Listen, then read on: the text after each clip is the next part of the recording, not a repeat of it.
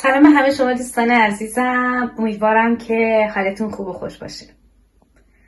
اگر مایل هستین امروز با ما همراه باشیم، من میخوام یه غذای خیلی خوشمزه درست کنم. یکی از غذای شمالیمونو امیدوارم که شما هم دوست داشته باشین و خوشتون بیاد. بریم ما هم دیگه مواد لازم رو ببینیم. خب همینطور که میبینین من اینجا مواد آماده کردم. اولین چیزی که لازم داریم گوشت چرخ کرده است که من از گوشت چرخ کرده مرغ استفاده میکنم. شما اگه مرغ دوست ندارین میتونین از گوشت چرخ کرده گوسفند یا گوساله هر کدوم جدا یا اینکه با هم مخلوط کنید و استفاده کنید. اینجا یه مقدار رب انار داریم، گردوی خرد شده. البته من گردومو آسیاب کردم، میبخشید، گردوی آسیاب شده مثل گردویی که برای فسنجون آماده میکنیم.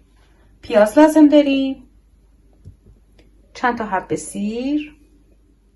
سبزی‌هایی که لازم داریم چوچاق، سبزی شمالی و یه مقدار خالباش. اگر شما این دوتا سبزی رو ندارین اشکالی نداره، میتونین به جاش گشنیز و نعنا رو جایگزین کنین. اگه داشته باشین که چه بهتر، میتونه عطر بوی خیلی خوبی به این غذاتون بده. یه مقدارم رو به گوجه فرنگی لازم داریم. ادویه هم نمک، زردچوبه، فلفل سیاه، پودر سیر، یه مقدارم زعفرون دم کرده. البته دل بخواهیه، اگر ندارین یا اینکه دوست ندارین میتونین نریزید. یکم هم روغن لازم داریم، یه مقدارم کره لازم داریم. خب حالا بریم ما هم دیگه آمادش کنیم. خب یه دونه از پیازایی که داریم رو من رنده میکنم با رنده ریز. شما میتونین بریزید داخل خورد کن.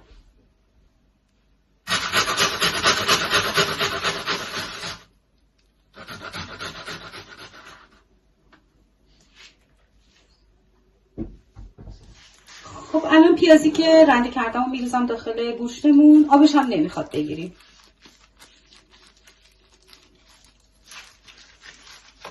گوشت رو باید حسابی برداشت بدیم.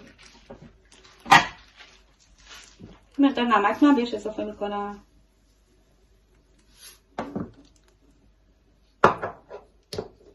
یکم فلفل سیاه. من زیاد نمیزنم به خاطر اینکه خودم حساسیت دارم، ولی برای شما مقدارش رو داخل کفشه میریزم. یه مقدارم پودر سیر. خیلی گوشتمون رو نمیخواد بهش مواد بزنیم به خاطر اینکه سبزیجاتی که داریم و داخل سس این غذا میاد به اندازه کافی عطر و طعم دارن و برای گوشت ما کافی میشه، یعنی گوشتمون هم همون مزه رو میگیره. حالا اینا حسابی با هم دیگه مخلوط میکنیم.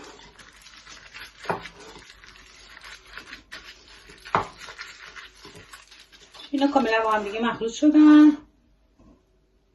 خب الان من یه دونه مایتابه دارم. داخل مایتابه هم یه مقدار روغن میریزم، خیلی کم، فقط میخوام که مایتابه هم یکم چرب بشه.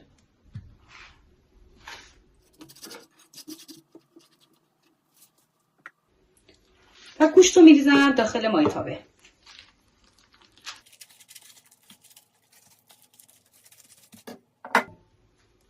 و همه جاش یکسان پهنش میکنم.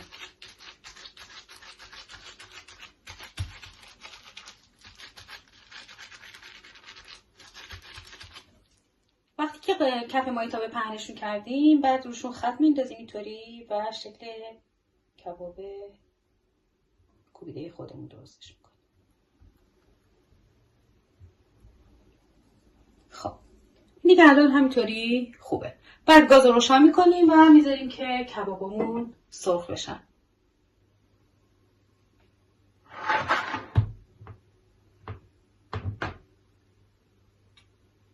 زیرش هم زیاد کنین که کبابا آب نندازه و حالت آبپز به خودش بگیره. ما میخوایم که کبابمون حتما سرخ بشه. خب الان من مواد سس آماده میکنم.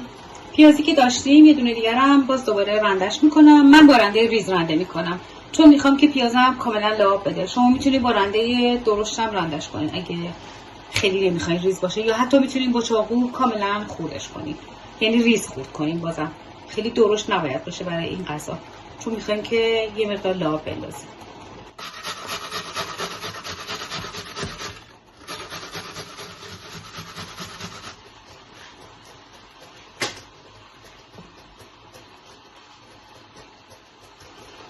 اینم از پیازمون. اینجا مرغمون تفت خوردن الان. من بعدش رو میگردونم که اون طرفشون هم یه مقدار سرخ بشن.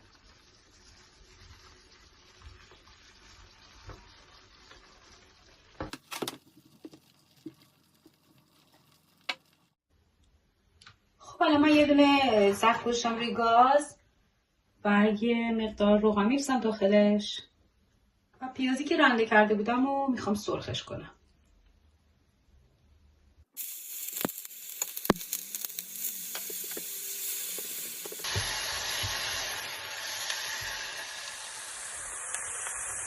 من یه مقدار کره می‌ریزم داخل این که کبابمون یه مقدار عطر کره بگیره.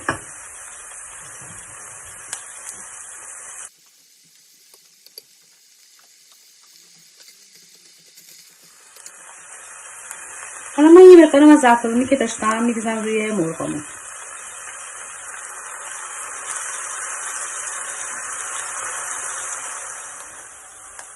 خب پیازا تفت خوردن یه مقدار.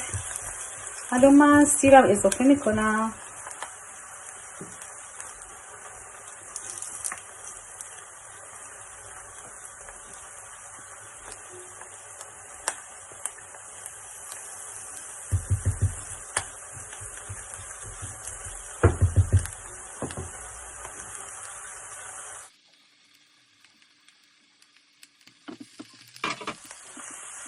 حالا خوب بمونم اضافه میکنم من.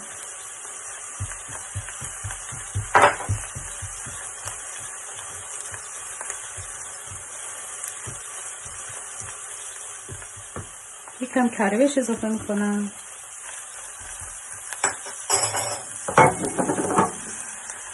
سبزی‌هایی که داشتیم و همه رو اضافه میکنم دیگه. الان گشنیز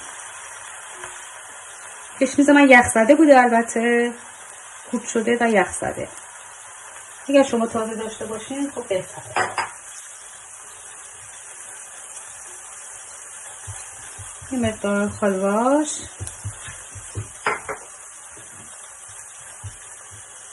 کم چوچار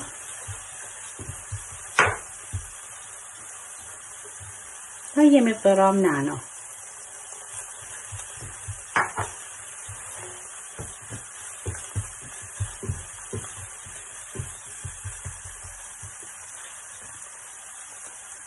الان اینجا رب انارم اضافه میکنم.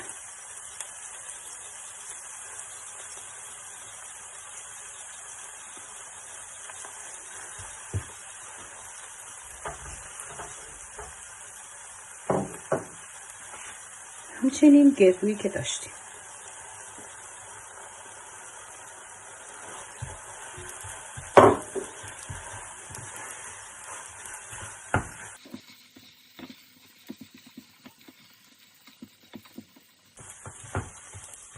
شما اگه نمیخواین خیلی غذاتون ترش بشه رب انارتون رو کمتر بریزین. البته اگه رب انارتون ترشه، اگه ملسه که فکر نکنم خیلی مشکلی باشه. حالا اینا یه مقدار تفت خوردن، من بهش آب جوش اضافه میکنم.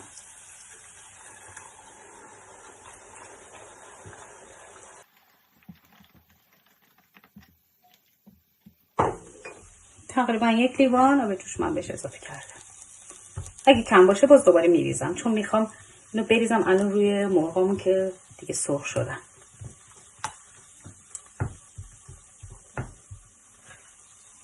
یه نصف لیوان دیگه آب جوش میریزم.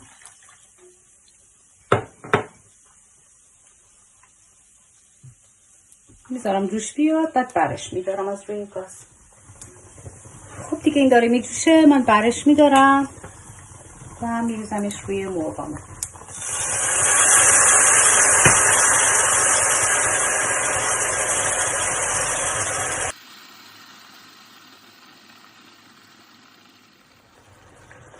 حالا من نمکش رو میچشم ببینم نمکش در چه حدیه، چون که من به این مواد اون اصلا نمک نزدم، فقط به مرغامون نمک زدم. اگر نمکش کم باشه بهش نمک اضافه میکنم.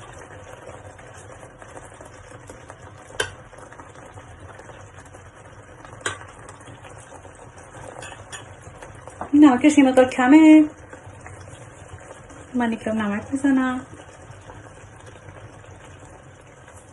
خب بعد از اینکه نمک زدم میذارم 10 دقیقه تا 1 ربع دیگه بجوشه تا کاملا جا بیفته. این غذا نباید خیلی آبکی باشه.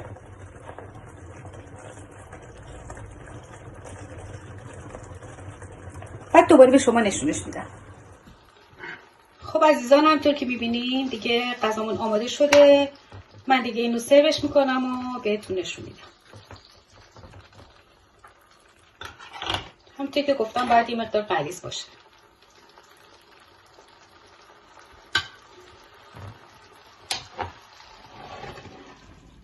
دوستان و همراهان گرامی، همونطور که میبینین کباب ترشمون آماده شد.